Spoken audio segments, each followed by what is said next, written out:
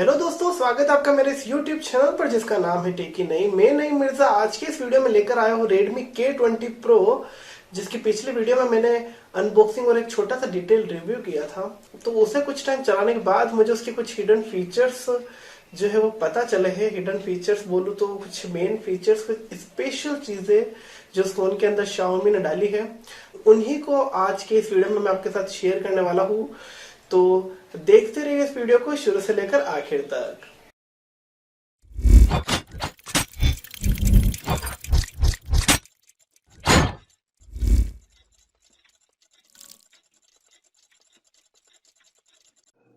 तो दोस्तों, यहाँ पर Redmi K20 और K20 Pro के अंदर जो हमें पहला जो बढ़िया फीचर मिल जाता है वो होता है फिंगरप्रिंट एनिमेशन का। जैसा कि अब यहाँ पे आप सभी को पता है कि यहाँ पर हमारा जो है वो फिंगरप्रिंट आता है, और अगर इससे मैं अपनी एक अनरजिस्टर्ड फिंगर से अगर अनलॉक करूँ तो एक ऐसा एनिमेशन यहाँ पे चलता है। तो ये एनिमेशन भी जो है वो हम इसके अंदर हमें चेंज करने का ऑप्शन मिल जाता है।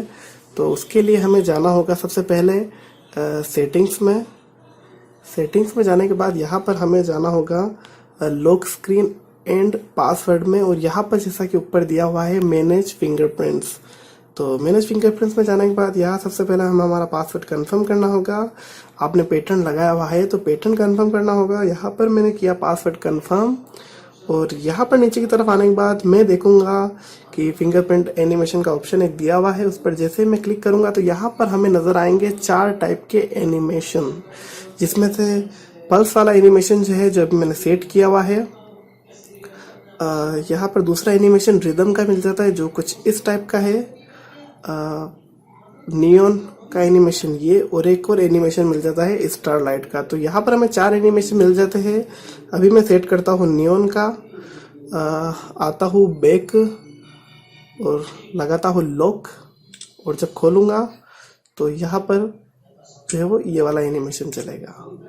देखिए जैसा आप एक बार ये, तो ये एक बहुत अच्छा फीचर है। इसके बाद हमें साथ में यहाँ पर अगर हम फिंगरप्रिंट को हटाना चाहे तो यहाँ पर भी हम इसे क्लिक करके उस एनिमेशन के नीचे वाले ऑप्शन पे इसे बंद कर सकते हैं। अब जब मैं इस फोन को ऑफ करूंगा तो हमें यहाँ पर वो एनिमेशन नहीं मिलेगा, पर हम डायरेक्ट टच करके खोल सकते हैं फोन को। यहाँ पर इसका दूसरा फीचर जो है वो इसके पॉपअप कैमरे से जो है वो रिलेटेड है। जैसे कि आप सभी को पता है, हम इसका जब भी पॉपअप कैमरा जो है वो शुरू करते हैं तो एक साउंड आता है, जैसा कि मैं आपको एक बार करके बता देता हूँ।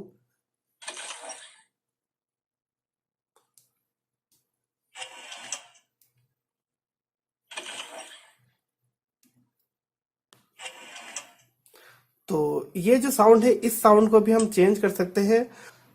सबसे पहले हमें वापस से जाना होगा सेटिंग्स में जाने के बाद हम जाएंगे एडिशनल सेटिंग्स में,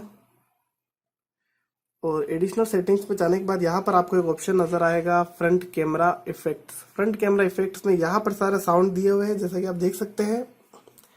विजुअल इफेक्ट्स पर अगर आप क्लिक कर दोगे तो इसकी जो है वो लाइट जो है वो आना बंद हो जाएगी। तो इसको मैं कर देता हूँ ऑन। यहाँ पर हम इसका जो साउंड जो इफेक्ट है वो भी बंद चालू कर सकते हैं इस बटन के जरिए।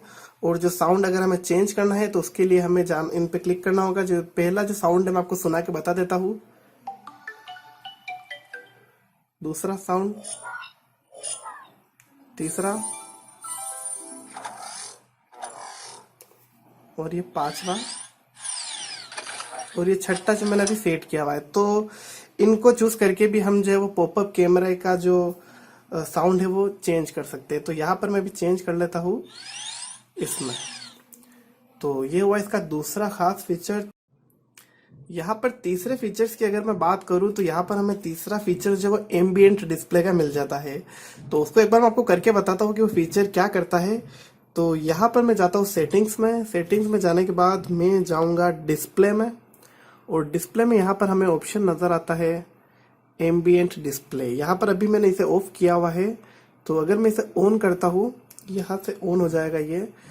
तो यहाँ पर देखिए ऑफ में जो है वो हमें सिर्फ हमारा फिंगरप्रिंट नज़र आता है ये, पर अगर मैं इसे ऑन कर देता हूँ तो ये जो टाइम और जो ये एक छोटा सा आइकन जो नज़र आ रहा है वो हमें जो है हमेशा इसका ऑन रहेगा फिंगरप्रिंट आइकन के साथ।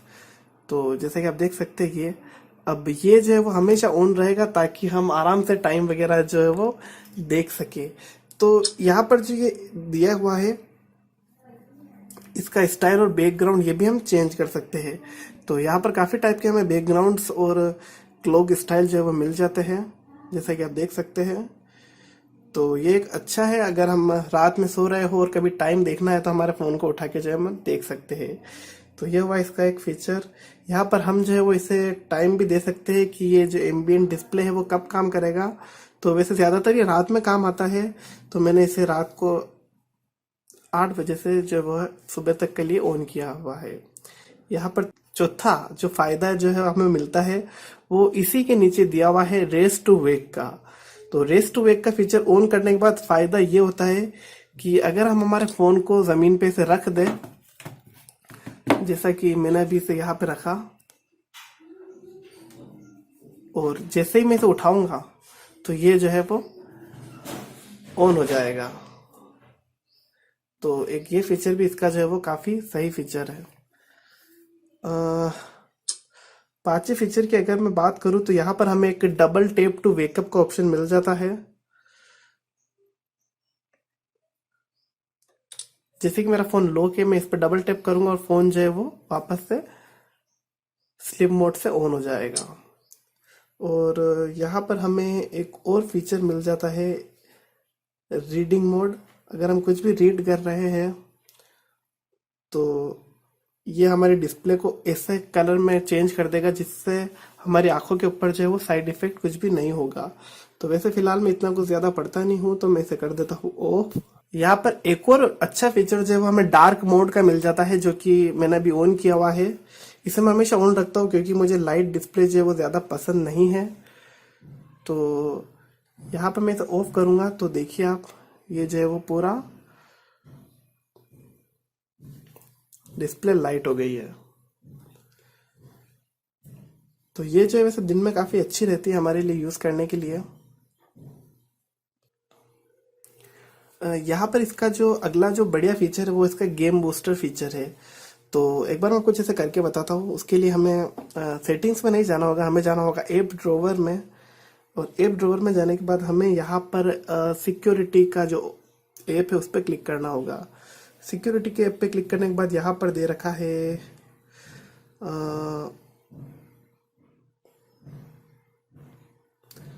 Game speed booster. तो इस पे क्लिक करना है हमें, और जो है वो गेम बूस्टर जो है वो शुरू हो जाएगा।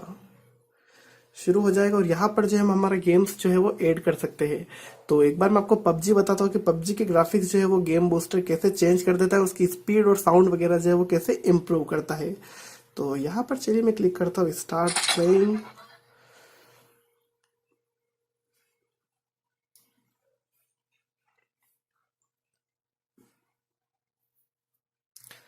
यहाँ पर एक छोटा सा आइकन दिया हुआ है जैसा आप देख सकते हैं। तो इस पे हम स्वाइप करने से जो है वो गेम बूस्टर का मेन्यू शुरू हो जाता है। यहाँ पर हमें काफ़ी सारे ऑप्शंस मिल जाते हैं, जिसमें फ्लोटिंग नोटिफिकेशंस यहाँ से हम डिसेबल कर सकते हैं। तो इसे करते हैं वापस फाइल। यहाँ पर जो है वो नेविगेशन बटन भी जो है वो बंद हो जाते हैं ताकि काम नहीं करे। जैसे कि मैं होम बटन दबाऊँ, गलती से दब जाए तो गेम जो है वो हमारा मिनिमाइज नहीं होगा।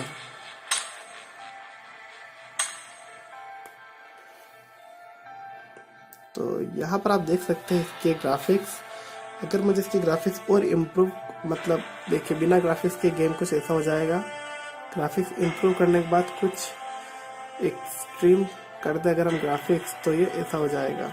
यहाँ पर हमें और भी काफ़ी सारे ऑप्शंस मिल जाते हैं, जिसके अंदर वीडियो रिकॉर्डिंग और स्क्रीनशॉट और स्क्रीन रिकॉर्डर वगैरह जो है वो हमें मिल जाते हैं। डायरेक्ट यहाँ से हम हमारा वाईफाई अनेबल कर सकते हैं और मोबाइल डेटा जो है वो अनेबल कर सकते हैं। एक मैं आपको क्विक मैच करके बताता हूँ इसके अंदर ईवो ग्राउंड के अंदर इसके ग्राफिक्स जो है वो कैसे हमें मिलते हैं।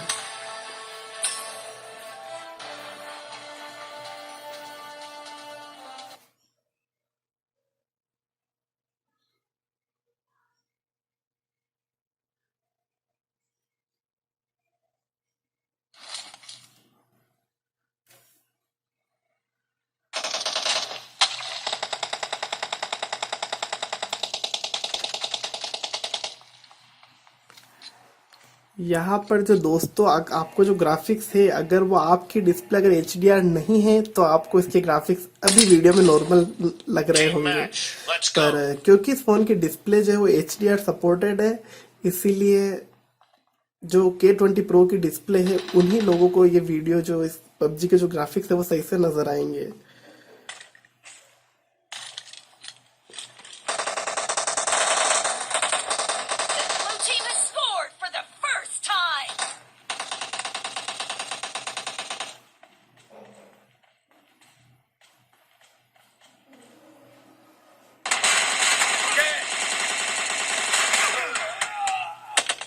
तो दोस्तों ये था कुछ गेम बूस्टर का कमाल। तो यहाँ पर फिर से मैं अभी तो फिलहाल के लिए मैं कर देता हूँ गेम को बंद। वीडियो बनाने और एडिट करने के बाद मैं गेम खेलूंगा।